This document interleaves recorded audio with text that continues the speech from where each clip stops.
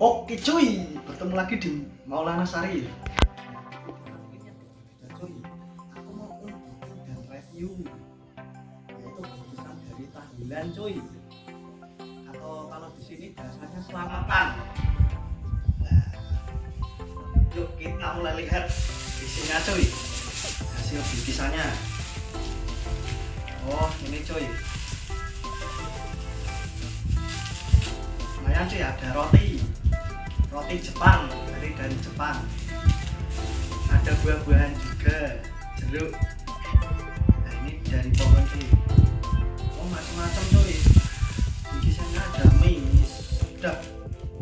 Ayam bawang cuy. Oh ada dua cuy, minyak cuy.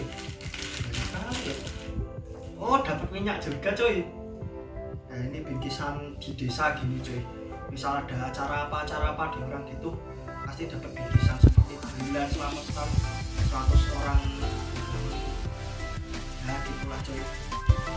Oh dapat gula juga cuy, gula kecap gabino. Beras ya ini sekitar berapa kilo ya? Ya nggak tahu lah cuy.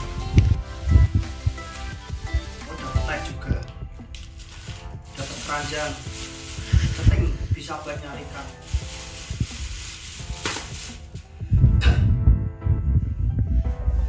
Oke cuy, sekian dulu review dan unboxing bingkisan dari selamatan atau tahlilan ini. Semoga bermanfaat ya, bisa tahu nama-namanya. Bye.